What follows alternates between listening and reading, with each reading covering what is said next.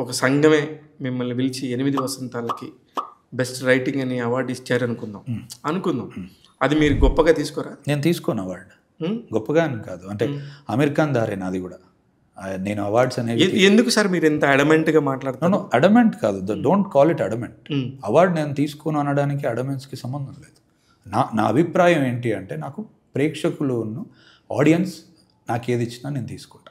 నాకు ఒక వర్గం, ఒక సంఘం, ఒక ఇన్స్టిట్యూషన్, ఒక అడ్మినిస్ట్రేషన్ ఇచ్చేదాన్ని నేను ఆడియన్స్ కంటే ఎబో పెట్టను అంటున్నాను.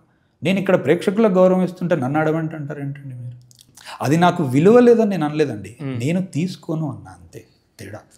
అండ్ నేను ఒక్కనే కాదు, ఇప్పుడు పర్ఫెక్షనిస్ట్ అంటారు అమీర్ ఖాన్, తండోపతండాలుగా వెళ్తారు అతని సినిమాలకి. మనకు అంత పెద్ద కానైనా కూడా మనం సపరేట్ స్టేటస్ ఇచ్చాను అతనికి. అతను ఎప్పుడో చెప్పాడు, అంటే నాకు అవార్డులు వద్దండి, ఎందుకంటే అవి నన్ను లిమిట్ చేస్తాయి, నేను వాటిని దాటి నేను చూడగలగాలి. నేను అక్కడి నుంచి ఏదో ఇన్స్పైర్ అయినా. అంటే మొదటి నుంచి మనం కొన్ని కొలమానాలు ఇవే పెట్టుకోకూడదు. మనం ఇప్పుడు కమల్ హాసన్ ఉన్నాడు, ఏ ఆస్కర్తో కొలుస్తామండి అతని నటన్ని? ఇప్పుడు నా ఫేవరెట్ డైరెక్టర్ ఉన్నాడు క్రిస్టోఫర్ నాలన్, మొన్న ఓపెన్హైమర్ వరకు అతనికి ఆస్కరే రాలేదు. ఈరోజు ఆస్కర్ రావడం వల్ల నాకేం క్రిస్టోఫర్ నాలన్ నచ్చట్లేదు. సో నేను అన్ని కొన్ని నేర్చుకున్నాను అక్కడి నుంచి.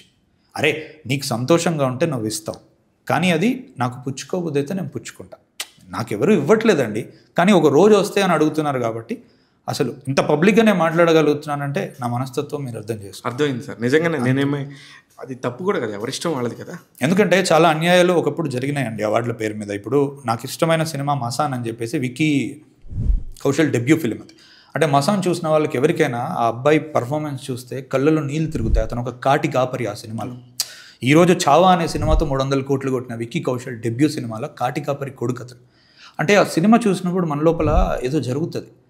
ఆ ఇయర్ అతనికి కాకుండా ఇంకెవరో ఒక పెద్ద స్టార్ కొడుక్కి ఇచ్చేశారు. అంటే డెబ్యూ అంటే ఇప్పుడు ఇవన్నీ చూస్తూ నేను ఏం నేర్చుకుంటానండి సమాజం నుంచి? ఇప్పుడు కరెక్ట్గా మాట్లాడారు. ఎగ్జాక్ట్లీ, ఇప్పుడు కరెక్ట్గా. So don't call me adamant. ఇప్పుడు మీరు కరెక్ట్గా మాట్లాడినప్పుడు నేను వెనక్కి తీసేసుకుంటున్నాను. అదే ఓకే.